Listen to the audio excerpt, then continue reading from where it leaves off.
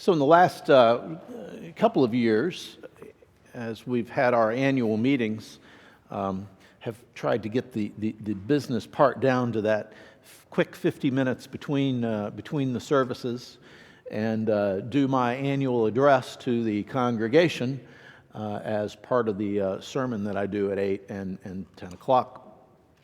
Well, in my sleep-deprived state, I can tell you that I have no sermon to give you at 10 o'clock, other than to tell you that the state of the church is exceptional. I'm so very happy to report to you that I believe, in my estimation, that the health of Holy Family Episcopal Church is excellent in oh so many ways. And again, to thank you for all that you have done to help ensure that our community is vibrant and growing in oh so many ways. And that's what I have to say about that. Vision casting is, I guess, part of the responsibility of a talk like this. And I have to tell you that the last week of experience that I had in London has charged me up in such a way that you would not even begin to believe. I know that Cheryl and Jolene are scared to death about what I may drag in the door this next week. But that being said, I want to tell you that my experience in London, looking at fresh expressions of churches, spending time really studying very closely the work that they are doing there that is resulting in phenomenal growth in the Anglican Church in a place where Christianity is dying so quickly you would not believe, has been truly exciting. And I do believe that many parts of what I experienced there are very much transferable to the United States. They expressed particular concern, actually, about the fact that they were so slow to react to the death of Christendom across Europe and the resulting place that they find themselves in. And their warning to us as Americans is to know that it is coming fast, and that we need be prepared for it.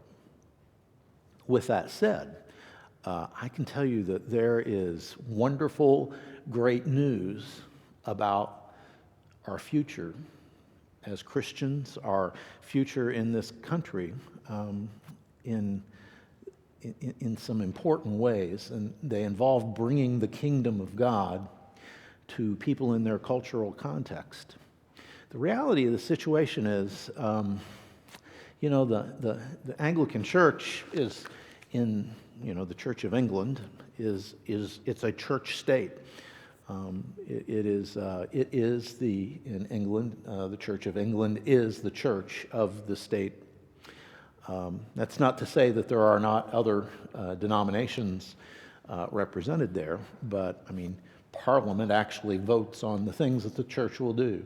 And in a place like London, which is a huge international city, multicultural in ways that you cannot even begin to imagine unless you've been there to experience it, there is an Anglican church on virtually every corner. Every neighborhood has an Anglican church that everyone can walk to. The Diocese of London has 500 churches, and most of them are on their way out. Most of them have 15, 20 members, and huge Gothic buildings, beautiful buildings of great historic value, but they're empty.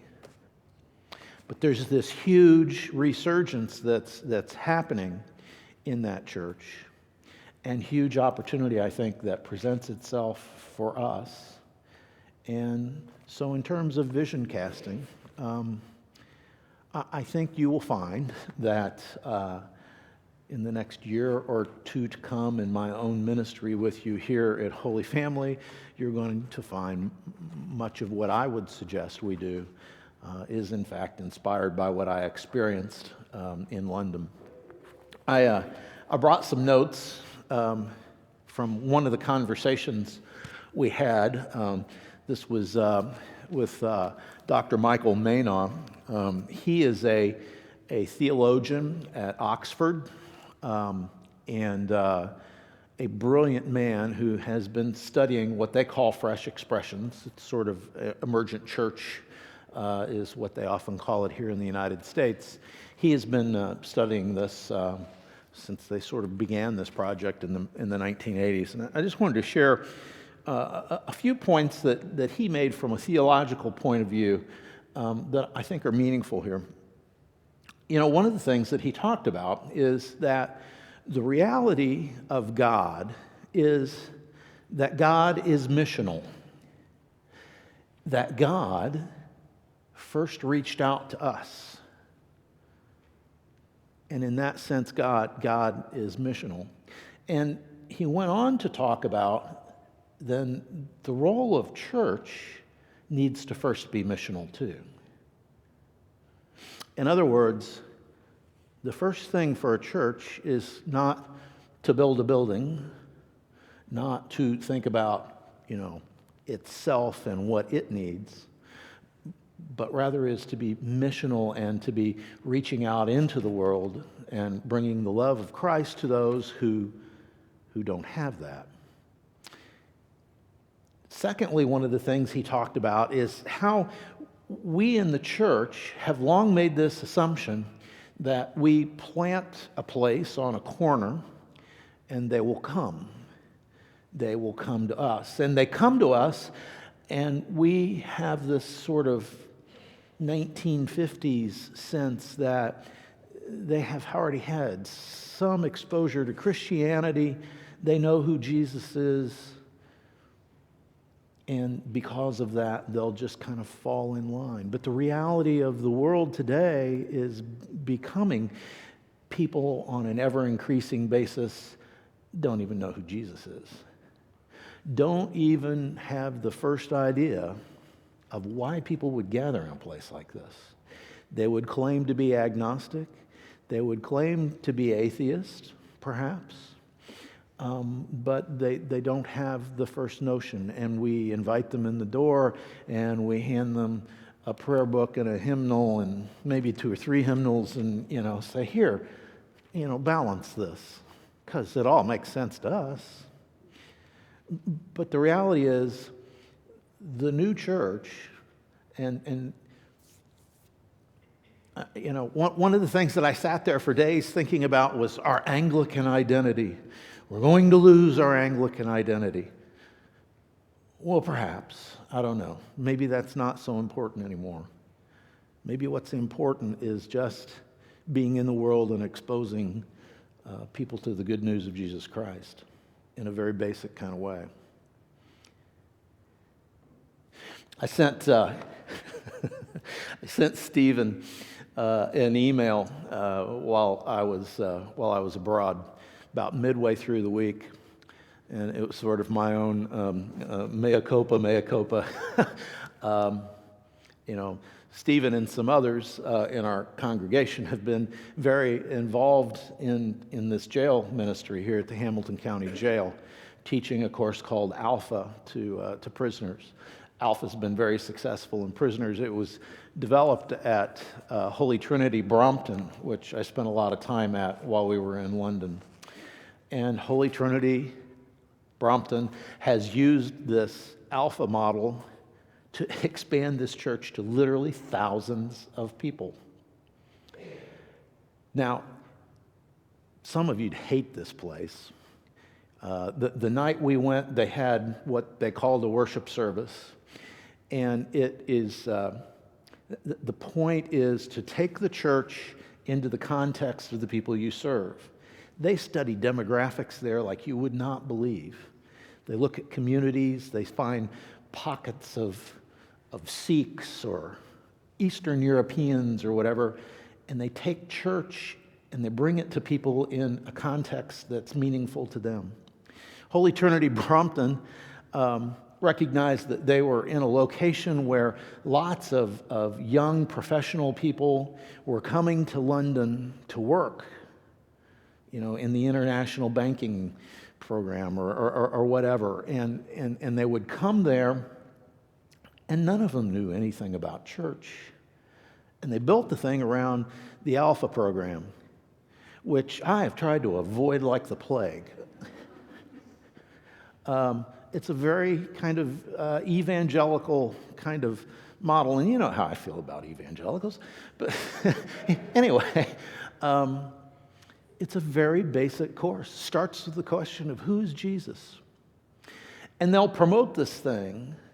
This Mickey Gumble, the priest there, the vicar who kind of developed this program, his face is on the side of buses driving around London. I mean, the guy's like a rock star. And these kids, these 20-something-year-olds that we can't get in church for anything here, flock to this place. And they have this worship service. It's a quick prayer service. It's not Eucharistic or anything. It's just a quick service. But, I thought I was going to have an epileptic seizure. There were so many flashing lights and screens and people jumping around, but they were excited about it. And then they break into small groups and they do an alpha session for like 10 weeks. And these people make a commitment to Christ often. And what they do with this, though, is the next amazing thing. They have all of these seminarians coming out to curacies. A curacy is like your first year or two of ministry where you're working for a rector or a vicar in a parish somewhere. You're learning how to do ministry. They have like 20 of these folks, and they get them trained up. And what they do is after they finish one of these alpha cycles, they take like 50 of these people who are willing to be a church plant, and they take one of the curates and they send them out somewhere and they start a new church. And they use this same model. And in the last 3 years, they now have 4,500 members born out of 5 church plants born out of this one place, Holy Trinity Brompton.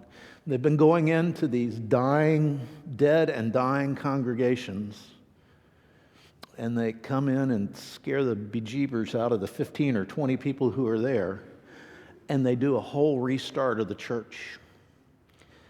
And they model it on what they saw at Brompton, but they adjust it to the context of that local community. Amazing stuff. I know, it's scary stuff too.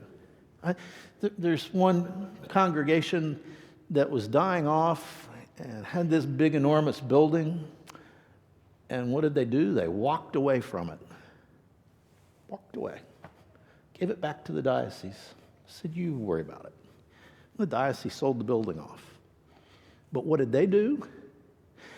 They bought a 10 by 10 tent, much like we use at the Strawberry Festival.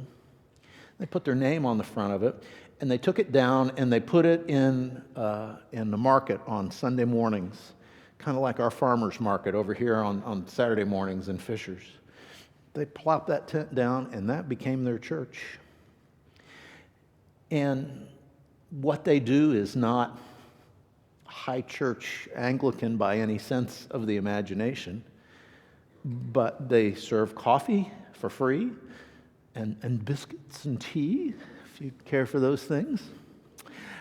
But the homeless people come out from all over the place.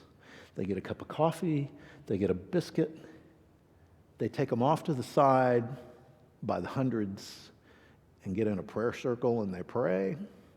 And then for those who wish, they go on down the street to a local cafe.